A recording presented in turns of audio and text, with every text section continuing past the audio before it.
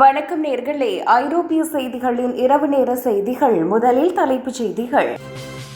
Moscow எண்ணெய் சுத்திகரிப்பு நிலையம் மீது உக்ரைன் ட்ரோன் தாக்குதல், கொழுந்துவிட்டு எரியும் தீ. பிரித்தானியாவில் பல்கலைக்கழக தேர்வுகளில் முறைகேடு செய்ய உதவிய ஆசிரியர் 3 ஆண்டுகள் சிறை தண்டனை விதித்து நீதிமன்றம் அதிரடி. டென்மார்க் நெதர்லாந்தை விட இங்கிலாந்தை சிறந்தது, குடியேறிகள் இங்கிலாந்தை நோக்கி விரைவது ஏன்? லண்டன் வாசிகள் ஏமாற தயாராக இல்லை, மேயர் சாதிக்கான் மீதான விமர்சனங்கள் தீவிரம். உக்ரைனுக்கு பேட்ரியாட் ஏவுகணைகள் கிடைக்க வாய்ப்பு, நேட்டோ பொதுச் செயலாளர் மார்க் ரூட்டே நம்பிக்கை. அமெரிக்காவின் ராணுவ குறைப்பு, சுயசார்பு நேட்டோவை உருவாக்க ட்ரம்ப் நிர்வாகம் அதிரடி நடவடிக்கை. ரஷ்யாவில் பெலாரஸ் சிறுவர் கால்பந்து அணி பேருந்து மீது ட்ரோன் தாக்குதல், மாஸ்கோ குற்றச்சாட்டு. இனி விரிவான செய்திகள். மாஸ்கோ எண்ணெய் சுத்திகரிப்பு நிலையம் மீது உக்ரைன் ட்ரோன் தாக்குதல், கொழுந்துவிட்டு எரியும் தீ. ரஷ்யாவின் தலைநகரான மாஸ்கோவில் உள்ள முக்கிய எண்ணெய் சுத்திகரிப்பு நிலையம் ஒன்றின் மீது உக்ரைன் ராணுவம் நடத்திய ட்ரோன் தாக்குதலால் அங்கு பெரும் தீ விபத்து ஏற்பட்டது. மாஸ்கோ பிராந்தியத்துக்கு தேவையான எரிபொருளை வழங்கும் மிகப்பெரிய மையமாக திகழும் இந்த ஆலையில் ஒரு வாரத்தில் நடத்தப்படும் 2வது தாக்குதல் இதுவாகும். இந்த தாக்குதலில் ஆலையின் முக்கிய பகுதி கடுமையாக சேதமடைந்துள்ளதாகவும் அங்கிருந்து கரும்புகை வானத்தை மூடியபடி கொழுந்துவிட்டு எரிவதாகவும் தகவல்கள் தெரிவிக்கின்றன. ரஷ்யாவின் வான் பாதுகாப்பு படைகள் பல ட்ரோன்களை சுட்டு வீழ்த்திய போதிலும் சில ட்ரோன்கள் இலக்கை தாக்கி இந்த நாச வேலையை ஏற்படுத்தியுள்ளதாக மாஸ்கோ மேயர் ஒப்புக்கொண்டுள்ளார். இந்த தாக்குதலானது ரஷ்யா தங்கள் மீது தொடுத்து வரும் தொடர் வான்வெளி தாக்குதல்களுக்கு அளிக்கப்பட்ட தகுந்த மற்றும் நீதியான பதிலடி என உக்ரைன் அதிபர் செலன்ஸ்கி குறிப்பிட்டுள்ளார்.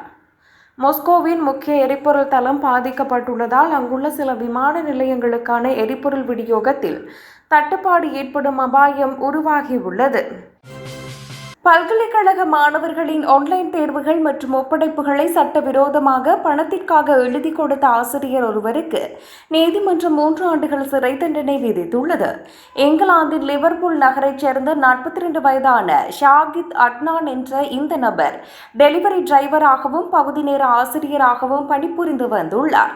மாணவர்களின் பல்கலைக்கழக இணையதள கணக்குகளில் அவர்களின் அனுமதியுடன் லாகின் செய்து அவர்களுக்கு பதிலாக தேர்வுகளை எழுதி இந்த மோசடியை அரங்கேற்றியுள்ளார்.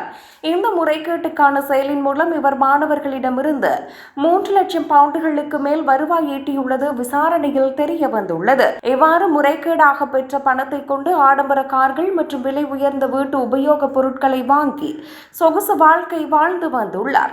கல்வித்துறையில் பெரிய அளவிலான மோசடியில் ஈடுபட்டு பல்கலைக்கழக தேர்வுகளின் நம்பகத்தன்மையை குலைத்த குற்றத்துக்காக இவருக்கு இந்த சிறை தண்டனை வழங்கப்பட்டுள்ளது. டென்மார்க் நெதர்லாந்தை விட இங்கிலாந்தே சிறந்தது, குடியேறிகள் இங்கிலாந்தை நோக்கி விரைவது ஏன்? ஐரோப்பாவின் பிற நாடுகளை விட குடியேறிகள் இங்கிலாந்திற்கு செல்வதையே தங்களின் முதல் தேர்வாக கருதுவதற்கான காரணங்கள் வெளியாகியுள்ளன. டென்மார்க் மற்றும் நெதர்லாந்து போன்ற நாடுகளில் அகதிகளுக்கான புகலிட கோரிக்கைகள் நிராகரிக்கப்படும் அபாயம் அதிகமாக இருப்பதாக குடியேறிகள் கருதுகின்றனர். பிரான்சின் களே முகாம்களில் தங்கியிருக்கும் குடியேறிகள் இங்கிலாந்தில் தங்களுக்கு கூடுதல் பாதுகாப்பும் சிறப்பான எதிர்காலமும் கிடைக்கும் என நம்புகின்றனர். இங்கிலாந்தில் ஆங்கில மொழி ஒரு முக்கிய சாதகமாக இருப்பதும் அங்கு எளிதாக வேலைவாய்ப்புகளை பெற முடியும் என்பதும் அவர்களை ஈர்க்கும் முக்கிய காரணங்களாக உள்ளன. டென்மார்க் போன்ற நாடுகள் கடுமையான குடியேற்ற கொள்கைகளை பின்பற்றுவதால் அங்கு தங்குவது தங்களுக்கு பாதுகாப்பானது அல்ல என அவர்கள் உணர்கின்றனர். உயிருக்கு ஆபத்தான கடல் பயணங்களை மேற்கொண்டு எப்படியாவது இங்கிலாந்து எல்லையை அடைந்துவிட வேண்டும் என ஆயிரக்கணக்கான குடியேறிகள் தொடர்ந்து முயற்சித்து வருகின்றனர்.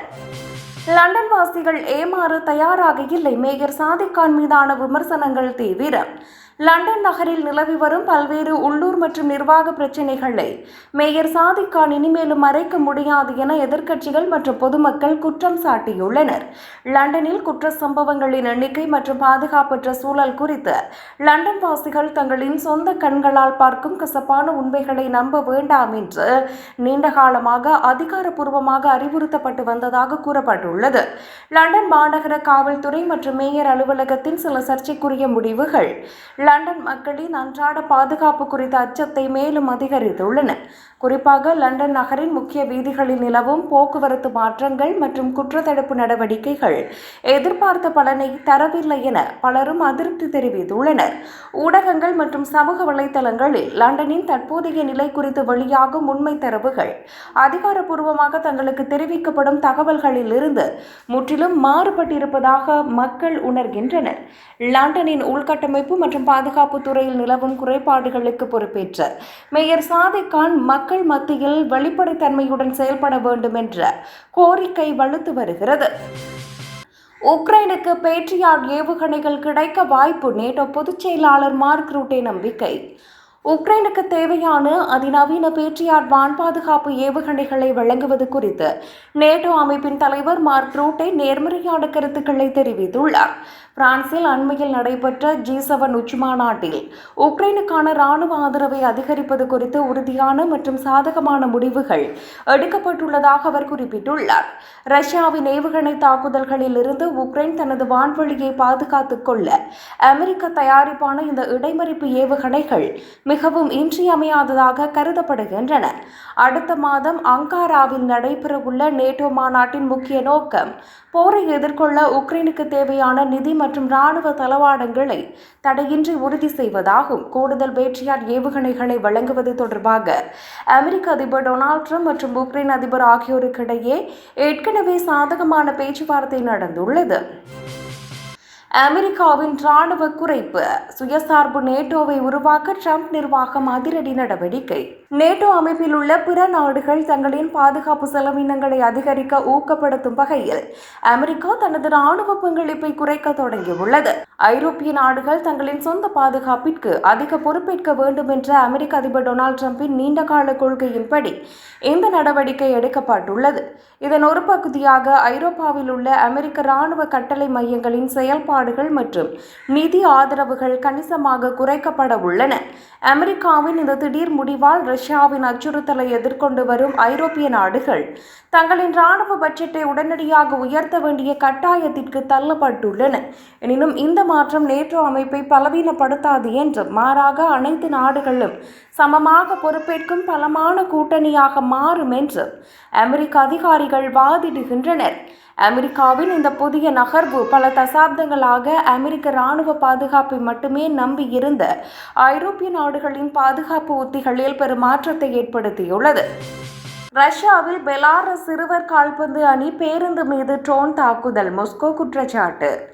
ரஷ்யாவின் பிரையன்ஸ்க் எல்லைப் பகுதியில் பெலாரஸ் நாட்டைச் சேர்ந்த சிறுவர் கால்பந்து அணியினர் பயணித்த பேருந்தின் மீது உக்ரைன் ட்ரோன் தாக்குதல் நடத்தியதாக ரஷ்யா குற்றம் சாட்டியுள்ளது.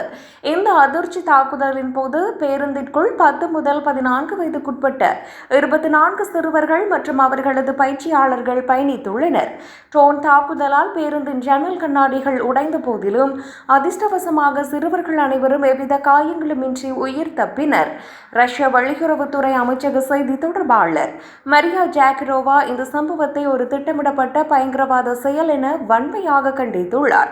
எல்லையோர பகுதிகளில் உக்ரைன் தொடர்ந்து அப்பாவி பொதுமக்கள் மற்றும் குழந்தைகளை குறிவைத்து தாக்குதல் நடத்தி வருவதாக ரஷ்ய அதிகாரிகள் சாடியுள்ளனர்.